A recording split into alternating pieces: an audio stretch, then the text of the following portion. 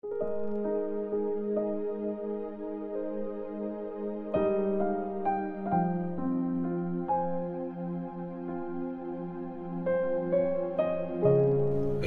chapter 20.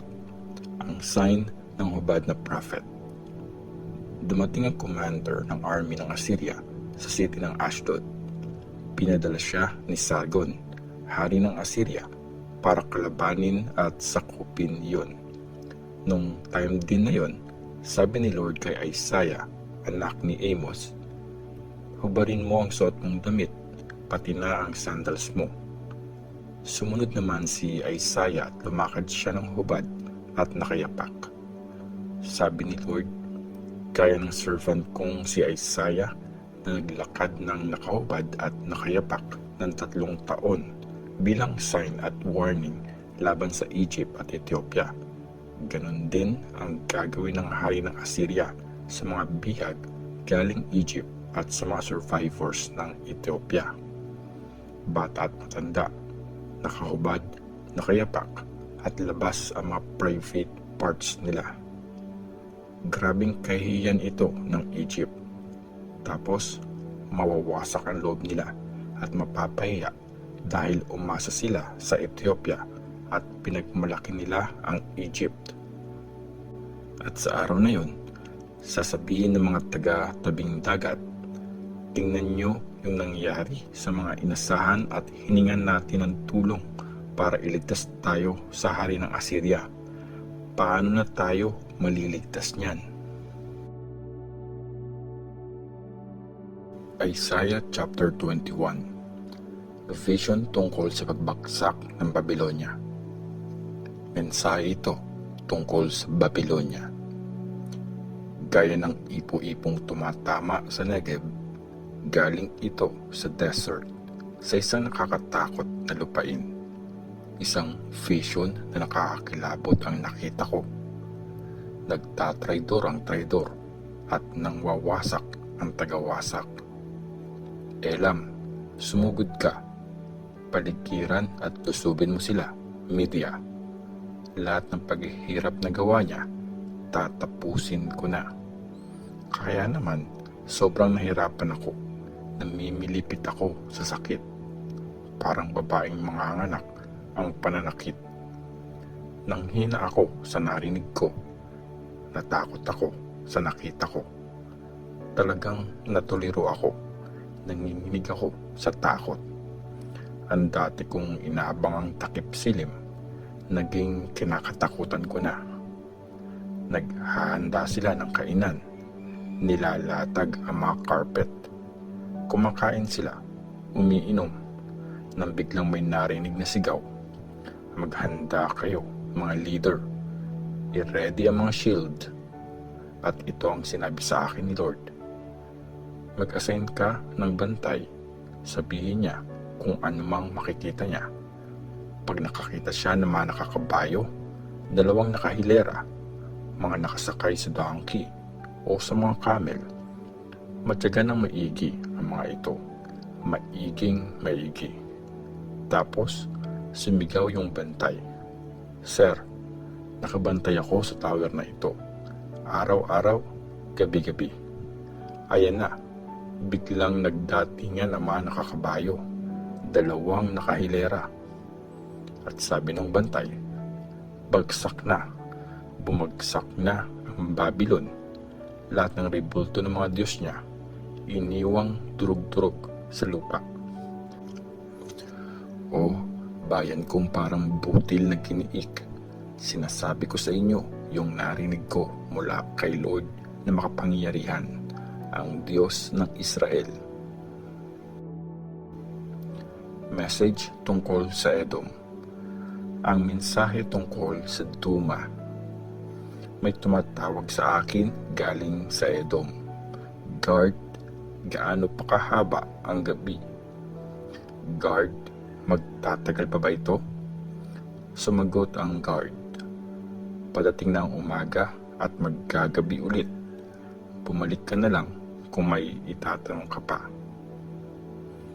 Message tungkol sa Arabia. Mensahe ito tungkol sa Arabia. Sa talahiban ng Arabia kayo maglatag ng higaan, kayong mga manlalakbay na taga-Dedan, kayong mga nakatira sa lupain ng Tema. Magdala kayo ng tubig para sa mga nauuhaw. Salubungin nyo at bigyan ng tinapay ang mga nakatakas. Kasi tumakas sila sa mga papatay sa kanila. Mula sa nakaambang espada, nakahandang pana, at sa panganib na dala ng gera. Ito ang sabi sa akin ni Lord. Sa loob ng 1 taon, kung gaano katagal mag-serve ang isang trabahador, mawawala lahat ng pinagmamalaki ng Kedar. Sa mga magigiting na sundalo ng Kedar, konti lang ang magsusurvive na tagapana dahil si Lord, ang Diyos ng Israel, ang may sabi. Isaiah chapter 22. Message tungkol sa Jerusalem. Mensahe ito tungkol sa Valley ng Vision. Ano sa tingin niyong ginagawa niyo? Nag-akyatan kayo, lahat kayo, sa bubungan ng mga bahay niyo, at puro sigawan, maingay sa city, nagse-celebrate sa bayan? Yung mga patay sa inyo, hindi sa espada namatay o namatay sa laban. Tumakas sabay-sabay lahat ng mga leader nyo. Nahuli sila kahit walang panang ginamit. Binihag lahat ng nahuli sa inyo kahit nakalayo na sila sa pagtakas. Kaya sinabi ko, iwanan nyo akong mag-isa. Hayaan nyo na akong umiyak sa sobrang lungkot. Huwag nyo na akong i-comfort dahil sa pagkawasak ng bayan ko. Talagang may nilaang araw si Lord God na makapangyarihan. Araw ng gulo, pang-aapak at kalituhan sa Valley ng Vision. Guguho ang mga pader at maririnig sa mga bundok ang mga sigaw ng paghingi ng tulong. Handa ang mga pana ng Elam, kasama ang mga chariots at mga kabayo. Pati mga shield ng Kir, hinanda na. Ang mga pinakamagandang valley ng Judah, puno ng karwaheng panggera, at ang mga sundalong nakakabayo, nakaredy na sa mga gate. Tinanggalan ni Lord ng proteksyon ang Judah. Noong time na yon, inasahan nyo ang mga sandata nyo nakatabi sa palasyo ng gubat. Nakita niyong marami ng sira ang pader ng Jerusalem at nag-ipon kayo ng tubig sa isang ipunan ng tubig sa baba. Tiningnan niyo ng mabuti ang mga bahay sa Jerusalem at sinira ang ilan sa mga yon para gamiting pangpatibay ng pader. Naghukay kayo ng pag-iipunan ng tubig sa pagitan ng dalawang pader para saluhin ang tubig na nanggagaling sa lumang ipunan.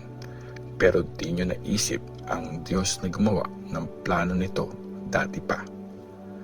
Sa araw na yon, tinatawag kayo ni Lord God na makapangyarihan para umiyak at magluksa. Ahitin ang mga ulo nyo at magsuot ng sako. Pero nagpakasaya kayo at nag-celebrate. Nagkatay ng mga baka at tupa. Kumain ng karne at uminom ng wine. Sabi nyo, kumain tayo at mag-inuman. Dahil bukas, mamamatay na tayo. Kinausap ako ni Lord na makapangyarihan. Hindi ko mapapatawad ang kasalanang ito hanggang mamatay sila. Sabi ni Lord God na makapangyarihan. Warning kay Shebna. Sinabi sa akin ni Lord God na makapangyarihan na dalihan kong pumunta sa official na si Shebna na namamahala sa bahay ng hari.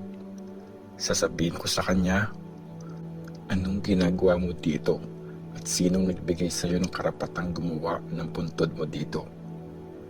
Naghanda ka ng paglilibingan mo sa gilid ng hill, doon sa libingan ng mga kilalang tao. Tingnan mo, itatapon ka ni Lord kahit importante ka pa. Hahawakan ka niya ng maigpit at papaikot-ikutin sa ere at ihahagis na parang bola sa isang malawak na lupain. Doon ka mamamatay kasama ng mga pinagmamalaki mong chariots. Isa kang kahihiyan sa amo mo. Tatanggalin kita sa pwesto. Magiging mababa na ang ranggo mo. Sabi ni Lord kay Shebna, sa time na mangyayari yan, ipapatawag ko ang servant kong si Eliakim na anak ni Hilkiah. Sa kanya ko ipapasuot ang damit at ang belt mo. Ipapasa ko sa kanya ang kapangyarihan mo at magiging tatay siya ng mga taga-Jerusalem at Judah. Sa kanya ko ipagkakatiwala ang susi sa bahay ni David. Ano man ang buksan niya, di pwedeng isara. At ano man ang isara niya, di pwedeng buksan. Gaya ng pantayo ng tent, itatatag ko siyang matibay sa pwesto niya. Magdadala siya ng karangalan sa pamilya niya. Pero dadalhin niya ang bigat ng buong pamilya niya. Aasa sa kanya ang mga kamag-anak niya para silang mga lalagyan, mga baso at bote na sasabit sa kanya. Sa time na yon, sabi pa ni Lord ng kapangyarihan, mababali ang sabitan at malalaglag. Madudurog ang mga nakasabit doon.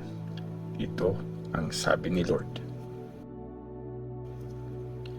Isaiah chapter 23. Mensahe para sa Tyre.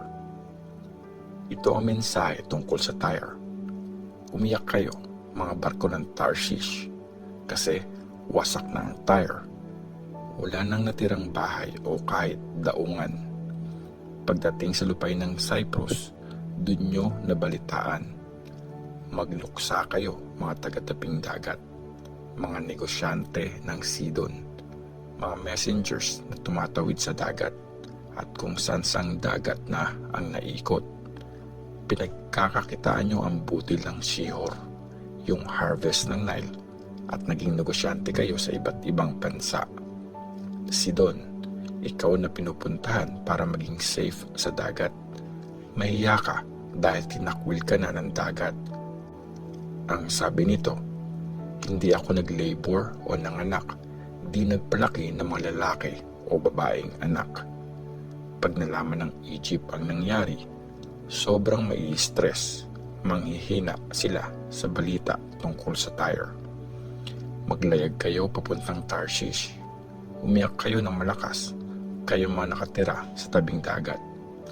Ito ba ang masayang city na nakatayo na nung unang panahon pa? Ito ba ang city na nagdala ng mga mamamayan niya sa kabilang ibayo para doon tumira? Sino nagplano nito laban sa Tyre? Ang city na pumipili kung sino ang bibigyan ng korona. Para mga prinsipe ang mga negosyante niya at buong mundo pinaparangalan ang mga ito. Si Lord ng makapangyarihan ang nagplano nito para alisin ang pride sa lahat ng mga na-achieve ng tao at ipahiya lahat ng mga tinitingala sa mundo. Mag-umapaw kayo sa inyong lupain gaya ng Nile, mga citizens ng Tarshish. Wala nang pipigil sa inyo. Pinagbuhatan niyo ng kamay ang dagat, niyanig ang mga kaharian. Nag-utos na si Lord tungkol sa Kanaan. Wasakin ang matitibay nitong depensa. At sabi niya, tapos na ang party mo, o inaping mamamayan ng Sidon. Bumangon at tumakas kayo papuntang Cyprus. Pero kahit doon, di kayo makakapahinga. Tingnan niyo ang lupain ng mga Chaldeans. Itong mga taong ito at hindi ang Assyria. Sila ang nagpakana na maging pugad ng mga wild na hayop, ang Tyre. Tinayo nila ang mga panlusob nilang tore. Winasak ang mga palasyo. Iniwang wasak na wasak ang city. Umiyak kayo, mga barko ng Tarshish, kasi ang inaasahan niyong matibay na depensa, wasak na. Sa araw na yon, makakalimutan ang Tyre ng 70 years, kasing haba ng buhay ng isang hari. Pagkatapos ng 70 years, mangyayari sa Tyre ang sinasabi sa kanta tungkol sa babaeng prostitute. Tugtugin mo ang harp, libutin mo ang city, o babaeng prostitute na kinalimutan na. tumugtog ka ng magagandang himig, kumanta ng maraming awit para maalala kang muli. Pagkatapos ng 70 years, bibisitahin ulit ni Lord ang Tyre at babalik ang city sa dati niyang pinagkakakitaan. Ibenta ulit nito ang sarili sa lahat ng kaharian sa buong mundo. Ilalaan kay Lord ang binibenta at kikitain ng city. Di ito mag-iipon para sa sarili. Instead, gagamitin ang yaman nito sa maraming pagkain at magandang damit para sa mga nag-worship kay Lord.